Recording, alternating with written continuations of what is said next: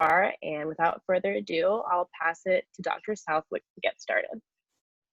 Great. Thank you very much, Celine. We're very lucky to have Dr. Eric Nelson, and I'll introduce him a little more detail later, but just to point out, he is an expert on schools and transmission in schools, and he is an experienced pediatrician who's worked in infectious disease and a member of the Emerging Pathogen Institute. Now, what I'm going to do I'm going to give you a brief overview I'm going to remind you of some of the things we covered in our last, but I'm also going to give you an update.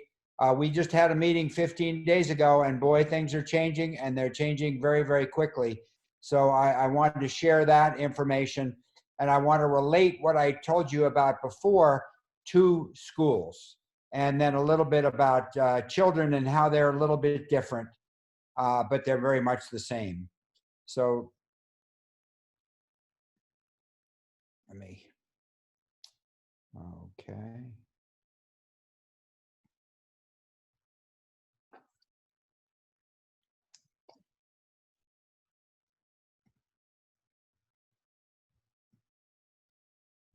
Okay.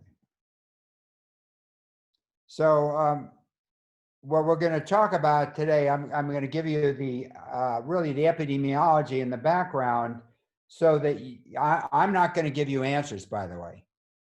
I am going to give you the data, and it is up to parents and students to decide on what they should do. And it's not simple, and it's not black and white. So the more you know, I think the more you will understand and be able to make rational decisions about what to do. And it's all risk benefit. So the big problem in the United States is that we continue to expand the number of cases. And every time I show this map, it gets redder and redder. The red dots are actually the larger the dot, the more cases. And right, as you know, New York City was the major epicenter for a long time. But the last time I showed this 15 days ago, it was about 205,000. So they've only increased about very, very little increase compared to Los Angeles, which went from 100,000 to 140,000. And that's the second most frequent, or the second highest number of cases. Remember, Seattle is where it all started, and they have stabilized in virtually very few increases in cases. It's very interesting. Now, Jacksonville is higher than Seattle. At one time, Jacksonville had 50 cases. In fact, had no cases when Seattle had its outbreak. Miami has moved up when it was in the 30,000s now to 69,000. And New Orleans is fairly stable at 20,000. Chicago has been fairly stable, as has Detroit. So the major growth areas are in the Southeast. Now let's look at the curve, the epidemic curve for the United States. And unfortunately, unlike all of Europe and many other countries, we never created a mountain. In other words, we never got the cases down to a small number. And we plateaued after shelter in place because we only kept shelter in place for a short period of time. And then in the beginning of May, everybody gave up on shelter in place. And then what happened is we had Memorial Day, and everybody decided that there was no epidemic and we would all just behave quote, normally. And as you can see, the number of cases increased to the point that we're over 60,000 cases per day in the United States. Now, the United States is 4% of the world's population.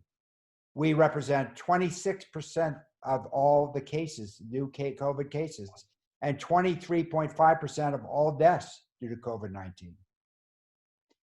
So, and then Florida, also a little bit on the depressing side. As you can see, the cases have, we sheltered in place, and then we reopened. We got down to a very low level, and our governor was very proud of that. And he announced to everyone that everybody could come to Florida. Well, Memorial Day, everybody did come to Florida. Everybody had a great time at the beach. And sure enough, several weeks later, we took off. And we actually created the highest number of cases in one day, 15,300. And that was just 2 days ago. And that was higher than any other state in the nation. And if Florida were a country, we would have the 4th largest number of new cases in the world.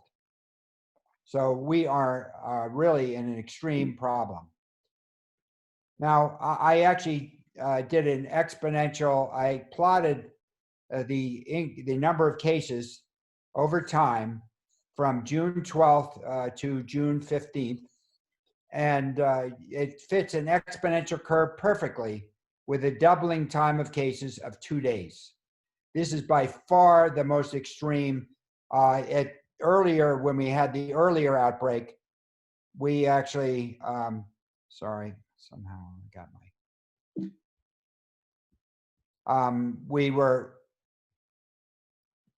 we got a doubling time of 3 and 4 days. This is faster than we've ever had before. So it's very worrisome.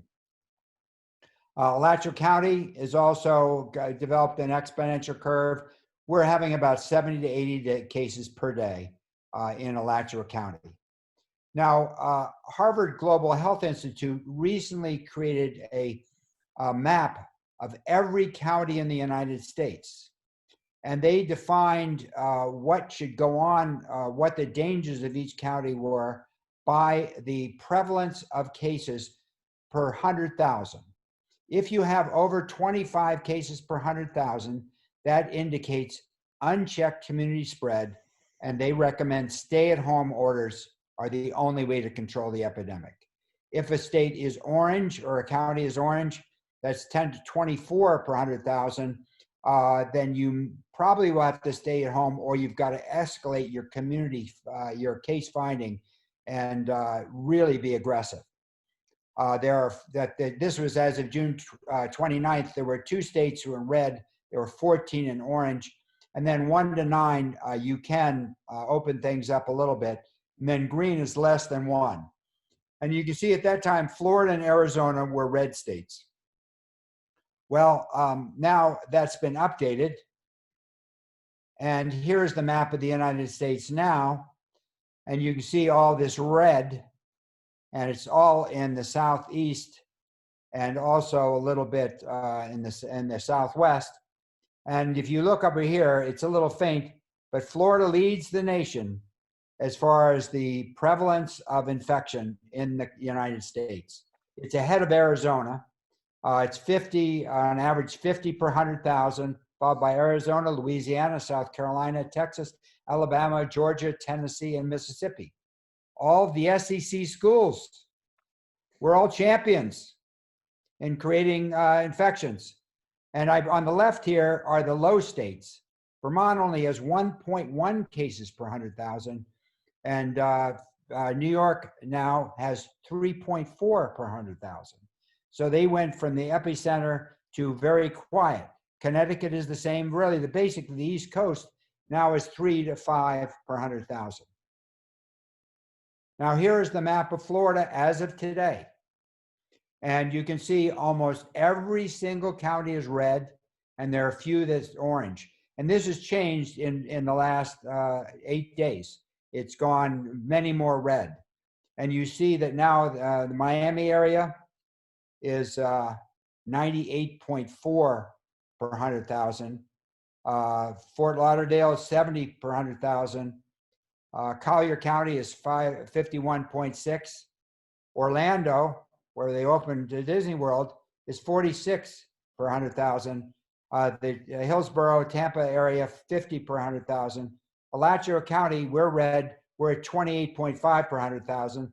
And Jacksonville is way up there at 57.9 per 100,000. So these are all red. The recommendation by the experts is we should be sheltering in place. Now, how are we going to control this infection other than shelter in place? And I did review these in the last presentation. There are 5 things that need to be done. We need to all wear face masks. We need to avoid closed spaces. We need to physically distance. We need to avoid large crowds. And we need to be careful on hand hygiene. Now, what about wearing face masks? The last time I showed you a study that showed incontrovertible evidence that face masks protect and prevent you from spreading your micro droplets to others. And we talk about the R sub 0, which is the number of cases when one person is infected, how many people do they on average infect? With this virus, the average is one infected person infects 2 to 2.7 individuals. And in situations of close contact, a 10% chance of infecting, and 80 to 85% of cases are in close contact in family clusters. If we were to wear masks, the R sub 0 would go to below 1. And Goldman Sachs has estimated that if we increase mask use by 15%, we could reduce the economic losses by $1 trillion. So this makes sense financially as well as health-wise. And I went through this before, but the point is there are many ways that you can make your own masks. You can buy masks from Korea, China, from the Amazon, or even Publix has masks. So they're very easy to get and very available at this point. And my wife, Kathy, wears a face shield, which is also very effective. Now in the hospital, we need N95s. Those are very fine filter. And in general, we do not need these in the public. Now, why are we wearing masks? Well, I wear a mask to protect you, and you wear a mask to protect me. So this is a community spirit. And so when someone's not wearing a mask, they're telling you, I don't care whether I infect you or not. Is that a good message? So one of the questions when we're talking about schools, can we convince children and young adults to wear masks? And the CDC recommends masks for everyone in the school. The CDC points out that below age 2, masks should not be worn. Now, the second is avoid closed spaces. And we talked about this before. Small rooms, closed spaces are very risky.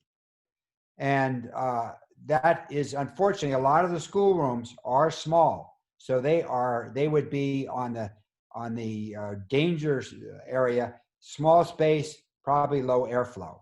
Larger rooms are better, and large rooms are outdoors is the best.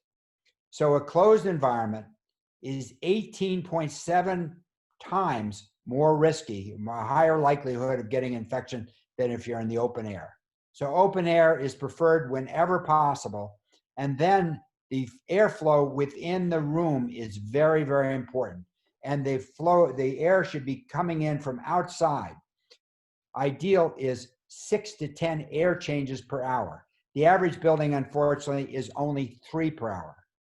And the CDC does recommend that the ventilation be properly operating, and the higher the circulation, the better. And whenever possible, bring outside air in and open windows. Now, that's not realistic, unfortunately, in Florida because it would be too hot. I should point out that restaurants are extremely dangerous, as are bars. And that's where we've seen a lot of the spread is in those closed spaces, very dangerous. Now, it turns out the duration of close contact is very important.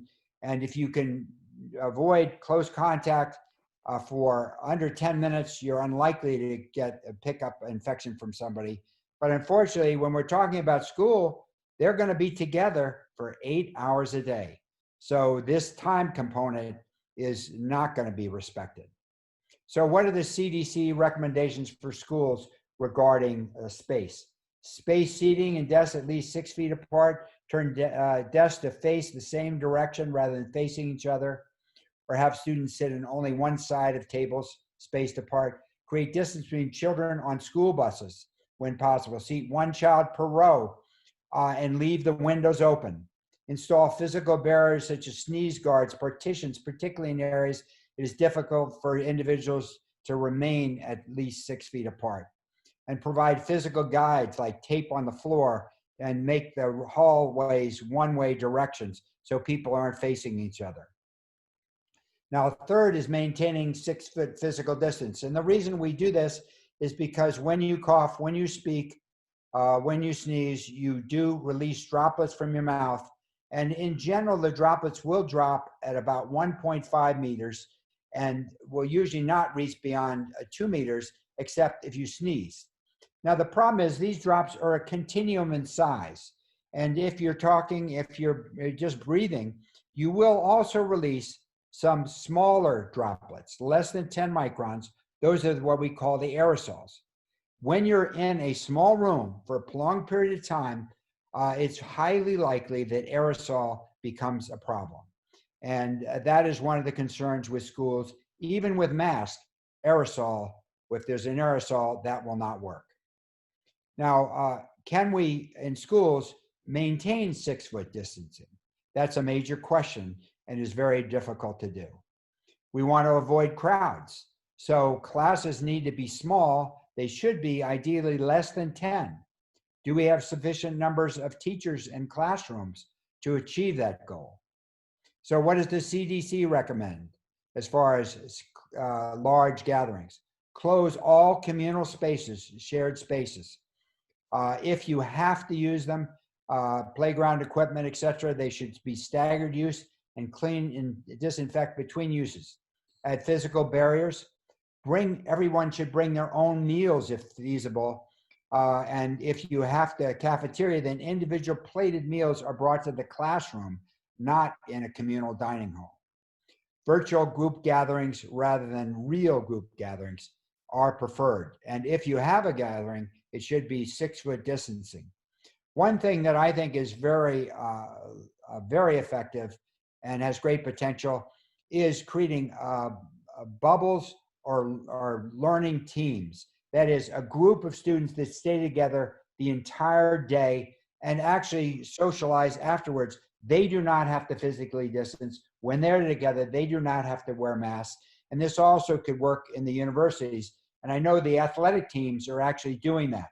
In other words, within the team, 4 or 5 people stay together and they are one entity and they don't have to mask when they're together, but when they're outside, they mask. When they come in contact with other groups, they mask. That way, if one person gets infected, you only knock out a small group and you know exactly who to contact trace. And finally, wash hands. And you want to sing happy birthday twice when you're washing with soap. And a big issue is also you want to clean surfaces in public spaces. And the CDC recommends that that be daily and if possible between uses. So now what about children? What do we know about the susceptibility? Well, first of all, they only represent, of all the cases, 1 to 2% of the total cases. And when you look at if adult 100% is the infection rate of adults, they are 1/4 to 1/3 as susceptible. So 44 to 25% range. So they have a lower likelihood of infection. And if they're less than 10, they have the lowest susceptibility. Severity of illness, mortality is very rare in children with the exception of those with underlying diseases. 80% of those who have died have had underlying diseases. And there is a syndrome, it's really a post-infectious syndrome called multisystem inflammatory syndrome. It's rare, it usually is not fatal, but it can be very serious. Now, what do we know about transmission of children to adults? 5 to 10% of household cases, the child is the index case. In other words, they were the first one infected and they spread it to the family. So children rarely are the ones responsible for spreading. And transmission in schools is rare except in high schools so far. And usually in schools, it's adult to adult. So teachers are transmitted to each other rather than children to teachers or children to children. Should children wear masks? Everybody agrees that they should when they're over age 2, and probably about age 4, they're able to do it reliably. Now, the ACE2 receptors increase with age, and those with less than 10 have a low number of receptors. And here, now what's the ACE2 receptor? In one of my first talks, I pointed out that the virus actually binds to receptors on cells, the ACE2 receptors. When it binds to these through these outer knobs or S proteins, the virus is internalized. So if you have fewer ACE2 receptors, you can't bind to the host cells, and you're less likely to be able to internalize them. And here is the number on respiratory cells for those under 10 versus those that are 18 to 24. And you can see there's a very significant lower number in those under age 10. Now, what about the teachers? And I think this example tells it all. Kimberly Lopez Bird was 61, and she died in Arizona on June 26th after less than 2 weeks hospitalization. She worked at this school in Arizona for 38 years, and she was working online teaching, but she was in a classroom with 2 other teachers, and one of them had the virus, and they were wearing masks, they were socially distancing, but she still got it, and she died. So the big problem is it's estimated 25% of teachers either are over the age of 50 or have underlying illnesses, and therefore are an increased risk for serious disease. And we know that as you get older, the mortality goes up. If you're 50 to 59, it's about 2%. If it's 60 to 69, it's 4%. If you're 70 to 79, it's 8%. And if you're 80 or over, it's anywhere from 16 to 25%. So Alatra School, apparently you have to choose what you want: traditional school, where you go back fully physically; the digital academy, which sounds very robust, which is really distance learning, or which is synchronous. That is, the classes are held virtual, but everybody is in the class at the same time. And then they also have the Alatra eSchool, which is asynchronous. In other words, you can watch the videos and do the exercises anytime. And then finally, University of Florida is planning to open up. And their policies, they're going to test everyone before they start. They're going to do monitoring by batch testing. That is, they'll pool samples for 8 individuals and do a PCR. If that's negative, everybody in that pool is negative. If it's positive, then they have to test all 8. There will be universal masking in all public spaces and isolation of positive cases, quarantine of contacts for 14 days. There will be small in-person classes. Exactly how small, I couldn't identify, but mostly will be virtual classes. And the dorms, they're decreasing the number of students in a dorm to 2, and no triple dorms anymore. So what about the testing? Well, PCR is the only test to assess infection. It's very expensive. It is time consuming. And it's after the first test, ideally to prevent the infection, you would have to do this every 2 weeks. Is there another way? Could temperature checks be effective? And I've discussed before, there is an electronic thermometer that could be purchased where the student could check their temperature twice per day, and then go through it actually communicates with your smartphone, and then plus the temperature, you go through a series of symptoms. If you're afebrile and you have none of those symptoms, you get a green light, and you can show that at the door of the school to prove that you are not infectious. If you have symptoms or you have fever, then you can't go to school and you have to stay home. Now, I have a video of Tony Fauci talking about schools. Because obviously, if you have massive outbreaks where you have an exponential elevation of a curve of new infections in a particular area, that you really don't want to have the kids go to school there. But we really need to be much more flexible in what we can do to get the children back to school, because just as a reflex reaction of closing the schools sometimes has some downstream effects that make things even worse for you with regard to home care, families, daycare, things like that. So a fundamental principle is within the realm of some prudent evaluation of the safety to the children and the impact on the community. We should try as best as possible to get the kids back to school. In certain circumstances where you get them back, but there's still viral dynamics in the community, there are a lot of creative ways that superintendents of schools are thinking about seriously about how you can mitigate the possibility of there being children being the vehicle of spread.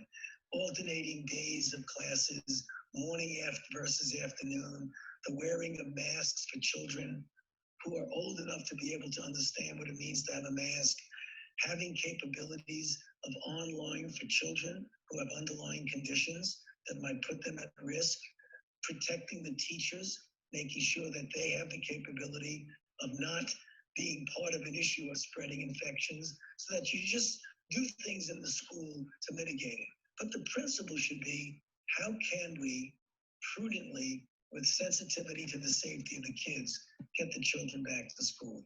A little bit different with the universities. You know, there are some creative ways that some of the university presidents are doing, such as, you know, test everybody once before they go back, so you know what the baseline is, and then do intermittent screening to determine, is there anything under the radar screen? Maybe have a separate dorm so that when a person does get infected, they could go there if they're otherwise healthy and be sequestered from the rest of the campus or the rest of the university. There are a lot of things that are going on right now. I believe in a very thoughtful way how we can get the educational system somewhat back to normal. Bottom line also, Howard, to just get this in before we move on to the sports thing, Right. is the issue of making sure that you make your judgment depending, particularly with the elementary schools, the low education schools, not the higher education of colleges, that is going to depend on the level of viral activity in the location where you're at. So we make sure we don't make any unidimensional statements like, in the United States, we should do this. Because there are going to be some counties, maybe even some regions, where the infection is so low, there's absolutely no problem whatsoever with just making no changes in schools. And there may be other areas of the country where the viral dynamics is so intense that you really got to be really, really careful when you make that decision. So we got to be making sure we don't make blanket statements for the country and talk in terms of the activity in different regions of the country. Sporting event. So now I wanted to introduce Eric Nelson, and I already mentioned that he is a member of the Emerging Pathogen Institute and an assistant professor of pediatrics at the University of Florida. And he got his medical degree at Tufts University, a pediatric residency at Stanford University, and a pediatric global health fellowship at Stanford. And he has been studying pediatric diarrhea, including cholera, but now is focusing on the role children play in the community transmission of COVID-19. So I will end here and close my share. And Eric, welcome.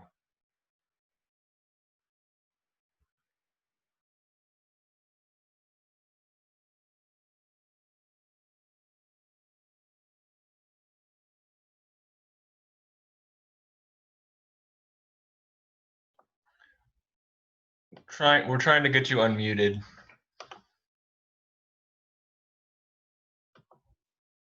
You should be able to unmute yourself now, Eric. Okay, great. And then Sarah McKune's on the line as well. I saw her picture a minute ago. And she and I are colleagues in a study here at the University of Florida. And I'm just going to introduce her as well. Sarah, can you hear us out there? Yep, I'm here. Okay. Yeah. So Sarah and I have very complementary skill sets. I'm a pediatrician. I have a PhD in microbiology. I have a master's degree in environmental microbiology. And both Sarah and I have worked internationally on a whole bunch of different topic areas, including outbreak response. My domain is more cholera. She has worked on Ebola. But Sarah has a MPH from Emory University in global health. She has a PhD in interdisciplinary ecology from the University of Florida. She did her postdoc here at the University of Florida, and both of us are in the Department of Environmental and Global Health in the College of Public Health, and we both reside at EPI as well. Sarah, anything you want to add on your background there?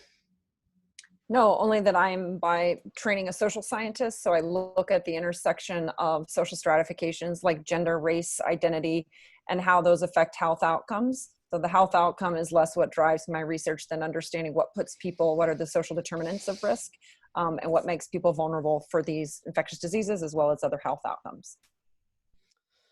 So thank you, Sarah.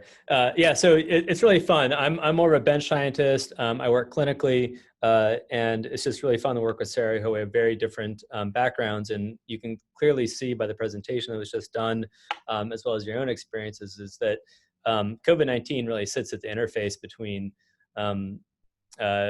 behavior and biology, mechanistic infectious disease biology. And so you can't isolate one from the other, because this outbreak is right at the interface between the two. Now, I don't know how much time we have, but I have 2 pieces of paper with some comments I want to make, and then we can open things up for questions.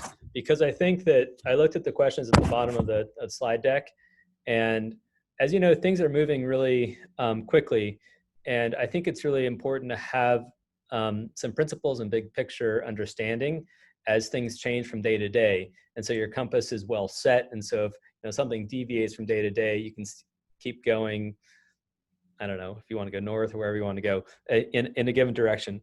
So both Sarah and I are parents. She has 3 children. I have a 8-year-old daughter who's about to turn 9. And I think that this conversation is really personal as well as professional. And we have to bring the two to the table to work together on this. And I was making a little list of how I've been personally affected by COVID so far. I have a colleague in Bangladesh. His mother died of COVID a couple of weeks ago.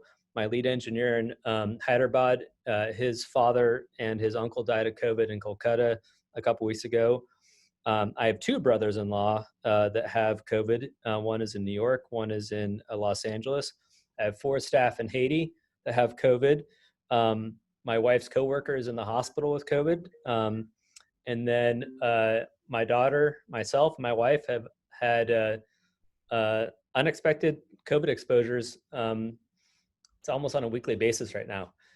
So I'm sure you've all had similar stories, but it is so much so here and real and getting worse. And I think that a lot of people are stressed and struggling with this question about schools because we're forced into a dichotomous situation of thinking about, physical health and safety of our students, our children, our teachers, our administrators, the staff working at the schools, versus education and psychological health. And that's just a lose-lose dichotomy, and it's unfair, and everyone should be mad. I think sometimes you have to acknowledge that to have a healthy discussion, because the real problem is that we're in this situation. And there's not going to be a right decision with this dichotomy. We're going to have to compromise and figure out a way to get through things the best we can. And I've spent the last 15 years using cholera outbreaks as a model system to think about how we can better respond to outbreaks in general for whatever disease. I've worked historically in the poorest places on the planet, and typically in areas with conflict zones that are both violent, have incredible inequity, a lot of racism, a lot of poverty, a lot of instability. And it's been interesting over the years, communities get through this. There is another side, and the timeline for that can be very long. I came here to the University of Florida because I largely made a commitment to Haiti in 2010 when cholera came in there, that I would go back to Haiti and solve some of the fundamental underlying health challenges that I saw for children, or at least try to solve those. And to do that in the context of cholera. And so cholera started in 2010 in Haiti. I came to UF in 2016. The last case of cholera in Haiti was in January of 2019. So that's a 9-year journey that outbreak took. So I think of this problem that we're facing as a multi-year journey. And even though cholera was endemic for more than 5 years in Haiti, it was eventually eliminated. So there is another side. You just have to think, what's the timeline of that? So that's my positive bit. A couple clinical things on the part about COVID in children. We think about COVID as really a respiratory illness in adults, but I do think that the country and maybe the callers today, we need to pivot a bit in pediatrics to think about COVID as an inflammatory disease, and including what we call a vasculitis, because children do manifest the pulmonary components, but there's also the small vessels get infected. There's also inflammation, and whenever there's small tortuous vessels in the body, that can cause lots of problems. And so we see in both kids and adults, we see neurologic problems, we see cardiac problems, we see COVID toes, we see painful skin. In older patients that are diabetic, we see kidneys having issues, which is because they have small tortuous vessels there. So we have to think about the physiology being broader than just pulmonary, which makes it a very difficult disease clinically to manage. The other thing is that when kids do get infected, their viral loads are roughly equivalent to adults. And the body of literature that we have on children is in the context of this outbreak, which in the US largely began kind of February or March. And so what we know about COVID in kids epidemiologically is based on times in which schools have been closed. And when schools are closed, the people that are leaving the household more often are the adults and not the kids. And so the adults go out and bring the disease into the household. Now, that is sort of the opposite of what we normally think of for respiratory illnesses, including coronaviruses, where the kids go to school or daycare or whatever it may be, and they just bring home every year boatloads of viruses. And on day one, when your kid develops a small fever and a cough, everyone in the household is going to have it in like 3 or 4 days. And I think that some of our understanding of COVID in kids is an artifact of just schools being shut down and their social contacts being shut down through the March, April, May, June-ish period.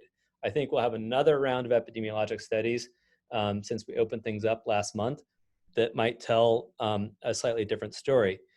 The other thing is that health systems that have universal health care have been able to deliver clinical studies a lot faster and more robustly than the US system. And so a lot of our clinical studies on pediatrics have come from European countries, China, South Korea, Singapore, and those are much different domains. And a lot of these studies have taken place where their level of disease was a lot less than our level of disease. And so when we think about control and mitigation, it really depends on how much disease you have around. And if you have a ton of disease and you're leveraging a literature that's from a place with a little bit of disease, you might be off base a bit. And then the other thing is that most of what we know is from Northern Hemisphere countries, mostly developed countries, and also during a period in which the flu season was just ending and the non-flu season was starting. And in pediatrics, when I work inpatient, about half of our cases, maybe a third of our cases in the wintertime of a respiratory illness are co-infections. You might have RSV and a traditional coronavirus, or flu and RSV, or metapneumovirus and RSV. And the co-infections tend to tip kids into getting into lots of trouble. And so we're going to go into that zone in about a month and a half, and we don't have a literature on what co-infection is going to do. And so Sarah and I are leading a study at the PK Young School, and then we just submitted a grant about 20 minutes ago on a prospective study in the pediatric ED, starting to look at these questions of co-infection. And I'm just going to keep racing because I'm almost done with my second piece of paper. I am most definitely not an expert on this field. And it's fun because no one really is. And so I sent a link into the chat box to a Mass General guideline that is outstanding. It's probably the best one I've seen. Whatever I say, you know, take it with a grain of salt and reference that reference I gave you and read into it, because that'll be a more definitive source than what I have to share with you. So going forward in terms of, the other thing is that I'm definitely not a lot of things. I'm not an epidemiologist. I'm not a virologist. And I'm not an infectious disease clinical subspecialist. As we go forward in this discussion today, I want to frame things in a mindset that is really important. I don't think that we should approach schools as a what if the school will be infected. I think we should approach it as when the school is infected. I would say it's almost 100% probability that every school that opens will have a COVID outbreak. And for sure in the first year, but I'd almost say within the first month, there will be a COVID outbreak. And so when we think about strategies, we have to have a strategy such that you can open a school, you can have an outbreak, you can mitigate it without having to shut the school down. If you can't do that, there's no point in opening the school at all. And so to kind of reiterate some things that were said before, pods are essential. My daughter is at a summer camp right now. They're in pods of 8, and we actually put her in this camp as kind of a self-experiment to see what it would take to get a kid in the school.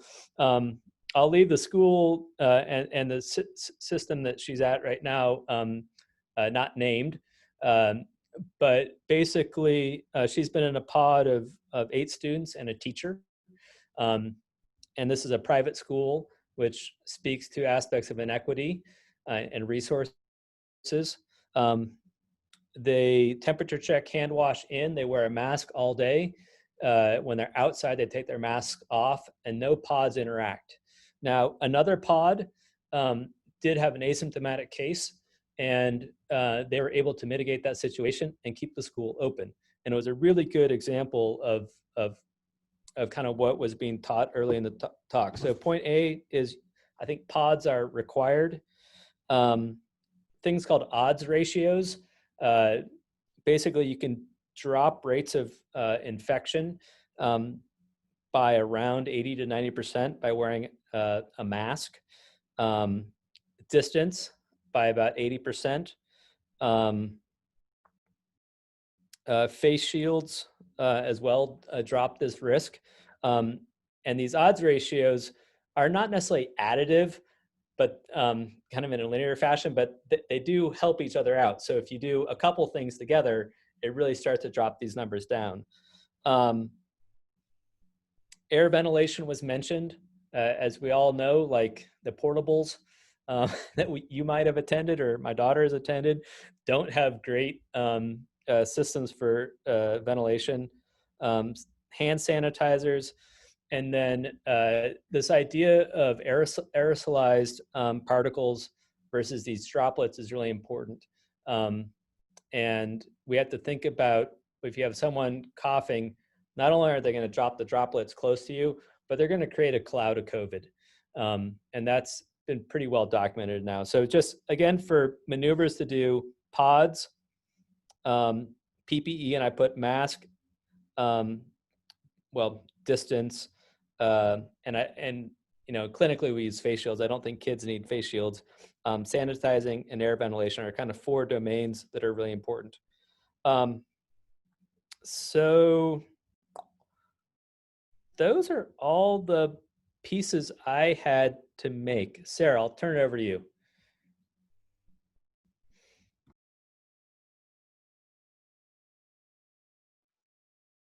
Can you hear me? Okay, I think I'm unmuted now.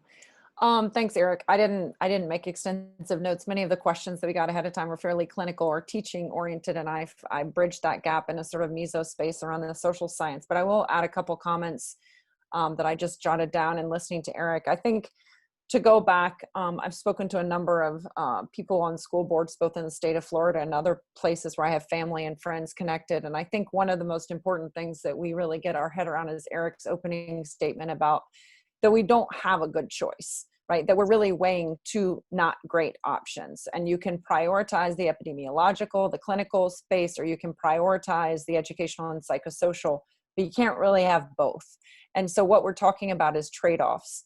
And I think that one of the things that we have to think about as we do that is the inequity in the system and how those choices will exacerbate inequalities that exist, both health inequalities as well as other inequalities. And so that's the space that I work in, and that's sort of the lens through which I see these issues. We want to mitigate the health outcomes, the negative health outcomes, but what if that best action to lower the risk of COVID exacerbates not just domestic violence, but food insecurity and depression and OCD? And in our pilot study that Eric and other colleagues and I have operationalized in Gainesville, we see that there are rising rates of indicators of stress and depression and OCD in kids already. And that was in April. That was at baseline, 1 month after lockdown. So we know that the very same things that protect kids from COVID may exacerbate other health outcomes. So you're not saying, why don't we do the right thing? Why don't we protect our kids? Everybody's trying to do that and trying to figure out from what are we protecting our kids? And when we do that, what are we exacerbating their risk of? So it's really about trade-offs. It's a very complex space. And I don't envy, I don't know if anybody on the call is in that space, but those who are working in the educational system and trying to make these decisions for not just Alachua County, but other places around the country, it's an unenviable position because they're not good options. And that brings me to the second point, is that all of this takes resources, right? I mean, if resources were unlimited and we could put money and time and energy into this, I really, really appreciated the talk, because there are creative solutions and people are coming up with them, but they take time to plan out, they take political will, and then they take resources. And so I think as much as possible, the ways that we as researchers, but also individuals, can really be advocates for saying we have to push the science to put the evidence base in the hands of people who are making policies, so that we have, for example, time to make a plan. I know the Alachua County School Board was voting at 4 o'clock on when they were going to bring students back. You know, are we really going to bring students back in whatever form that looks like on August 10th?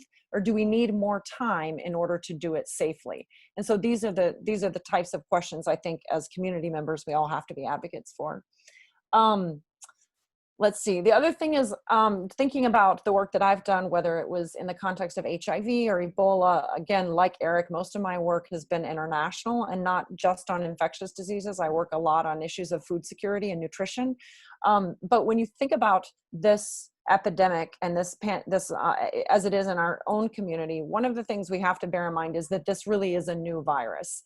And so one of the things I hear from very smart, educated people as we go through this process is, you know, nobody knows what's going on. Well, people really are learning at a rate that we haven't seen many times in history. I mean, the human experience of learning is happening at exponential rates right now.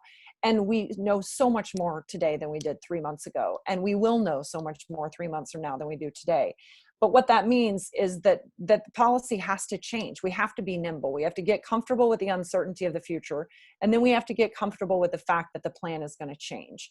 And that's really hard for people to do. It's really hard for adults to do. It's extremely hard for kids to do, because when you disrupt that predictability, it causes them all sorts of insecurity. And not to mention the feedback loop. When parents and teachers are stressed out and feeling whatever the manifestation of that uncertainty is, the kids pick up on that feedback loop and it just exacerbates. So getting comfortable with uncertainty, I think, is a huge piece of this learning curve for all of us. And some of the ways I think we've seen that manifest is the masks. I mean, you go back and initially language was, oh, it's not airborne, you know, it's not transmitted that way. Oh, now it is, but everybody doesn't need to wear a mask. To now, I mean, the evidence is indisputable. Everybody should be wearing a mask. I read study coming out of Japan, and really the attribution to the rates there are the near ubiquitous use of masks, right? That's one of the major things going on with the transmission there. So again, Alachua County School Board was voting today on mask ordinance. Are they going to mandate it or not? Many states are, even some are reversing course.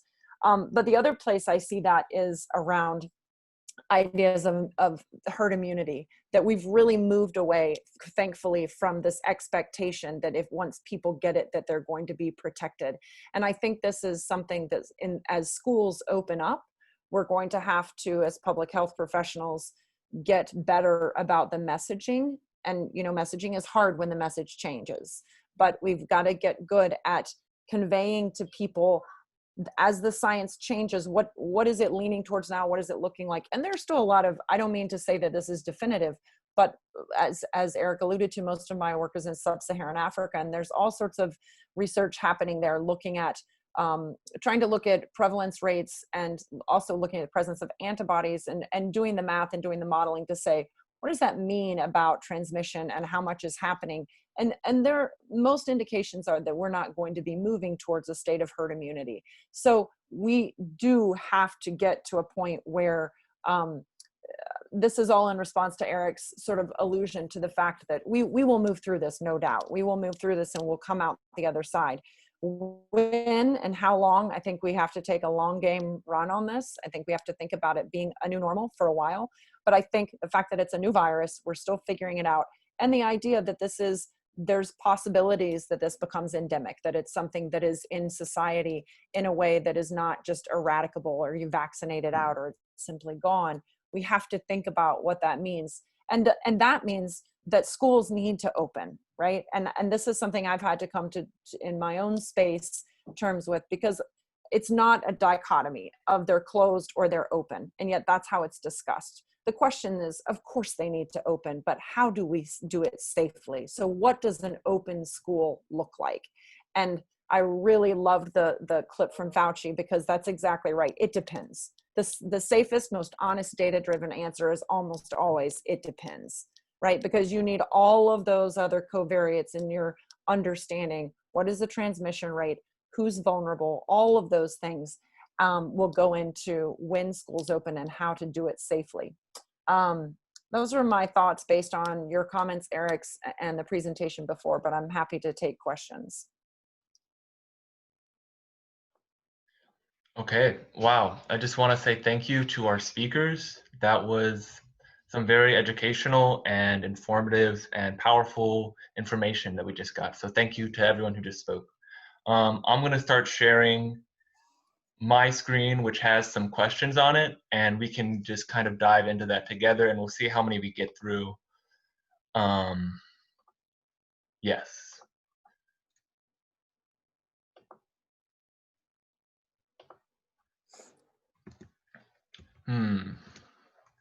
Let me make sure.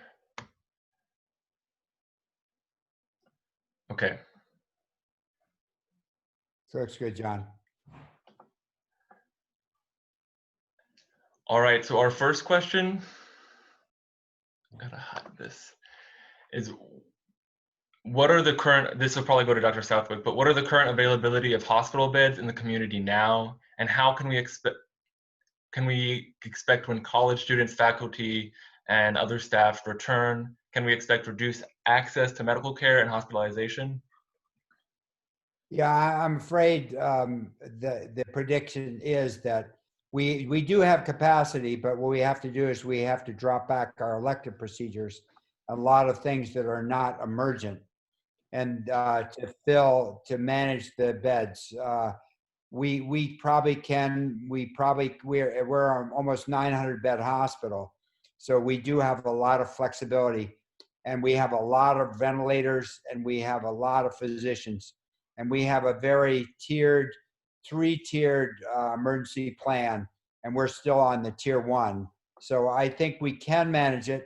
We'd love to see the epidemic slow down, and because it seems to be, as I showed you in that curve, it's not flattening at all, and that means we've got to do something else besides just take on all these cases.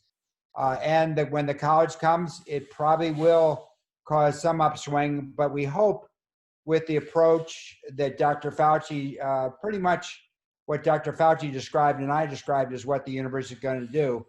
And hopefully we can keep it contained. I think that's possible. So it may not reflect in a lot of admissions, but there will be some. And that will mean there will be access will be a little bit more difficult. Okay. Eric, I think you should be able to unmute now if you want to join into the question and answer session.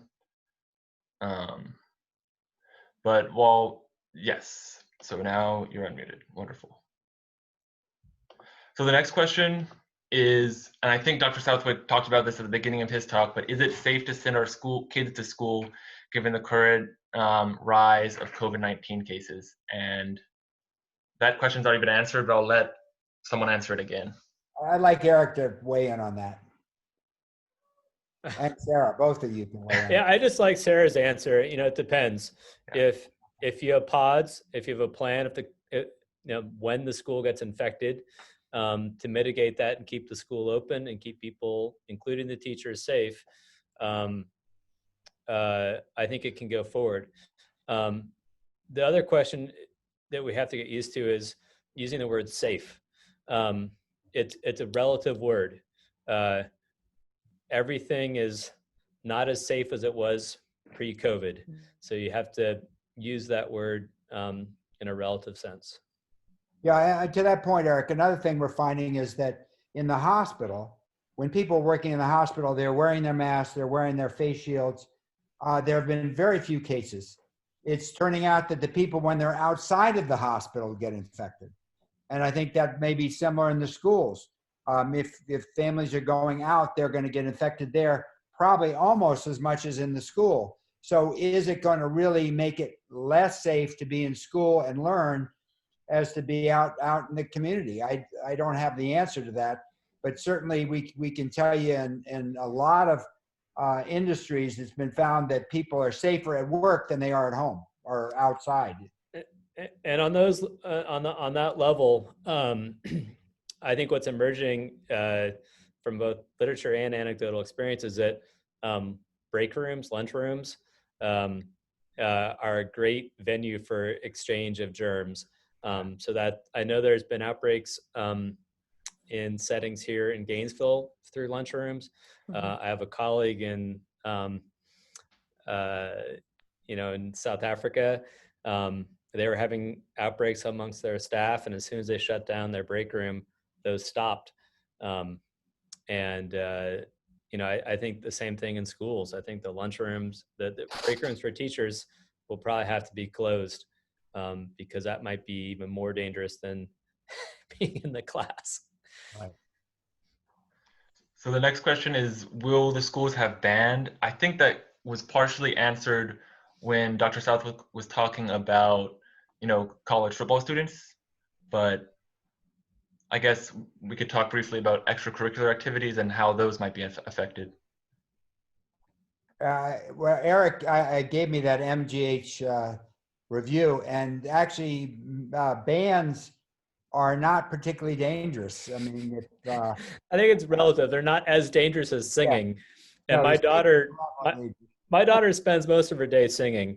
So she's gonna be really upset when she reads that document. Yeah. This one is specifically about children's ministries in churches. And does anyone want to speak to protecting children in children's ministries? I think it's all the same procedures. It's all the same. And Eric, I think what Eric said, and I think that's what a lot of the child ministries, 8 kids. You have limited numbers. You have to have lots of classes with small numbers of kids. So if something happens to one, you don't wipe out the whole school. I think that's sort of the key. Which gets to my point about resources. I mean, it's human resources. It's how do you take a class that typically has 24 kids in it and break it up to 3 pods? You could theoretically have 1 instructor and 3 assistants, right? Those could be younger, less vulnerable, no underlying condition, people leading sort of academic assignments once they're made by a teacher who's in a face shield and remaining 6 feet apart. And then with especially thinking about K through 12 kids, where you've got then assistants who are lower risk going into these pods of 8 to work, more one-on-one. But that's a lot of resources for a public school system, and a lot of organization to get it up and running, and physical space. If everybody opts in or is mandated to be back, which is varying by state, that's a lot of space. One of the things that both UF and I know the public schools are looking at is the use of outdoor space. We're in Florida and it's miserable. I'm actually not. I'm in Michigan right now, so don't damn me that. But the heat of Florida makes it horrible to think about right now, but tenable for us in a way that many states it's not throughout the year, is to use outdoor space for teaching. I teach 2 graduate courses in the fall, and both of them will be outdoors for the components that are in person. So I think, that the human resources as well as the physical resources, including space, are the commodities that become limiting factors in our ability to do these things safely. Okay, and I think this might be our last question because we're past 6, but it's with summer camps closing because of children and counselors getting sick. What are your thoughts about pediatric spikes during schools? So what can we take from what we've seen during summer school, and how can we apply that to school going forward? I go back to the pod topic, but I also think that we have to think about the physiology of a young child, a middle school child, and a high school child being very different. And so if some of the preliminary science is right, that these kids really do have, the young kids have less ACE2 receptors and have less chance of viral particles binding their lung tissue, that does give them a little bit of an edge. There's some really good studies amongst high school students that just had basically wildfire outbreaks. And so that means you can't have the same policy across all K to 12. And that's going to be even harder for people to adjust to. So I think lessons learned over the summer with summer camps should be applied to the fall. And we really need to get this sorted before the flu season starts. Oh, and the other thing is get your flu shot. Yeah. Absolutely. I think another piece is just the level of asymptomatic cases in kids being so high that really problematizes. There has to be some sort of surveillance system, because otherwise they just become a portal for the community. And until that's better known and quantified, it has to be seen as a risk factor. Okay, I think it's 6:02, so that'll have to do for today, but we will continue to have conversations like these about COVID and how to keep our communities safe. And so thank you everyone for joining us, and thank you to our speakers for talking. Any last words from Dr. Southwick? Well, we realized this topic was so big that we've decided the next meeting will be in 2 weeks, 2 weeks from today. I think that's the 29th, and we are hopefully going to have the superintendent of schools be present at that, as well as possibly some teachers. So we'll carry on. I think there are a lot of issues that we couldn't raise, Right. the questions left over, and the issue of the teachers as well. So I think there's a lot more to this, and it bears more discussion. We'd like the second one, since we've got the background now, maybe we can have more in the way of interaction. Yeah. Right. Okay, this the recording of this will be sent out. It'll be via email and Facebook. So definitely look out for that, and look out for email updates on our next event. So Thank you very much Eric. for joining us. Thank you very much. Your perspective is invaluable. Thank you. Okay.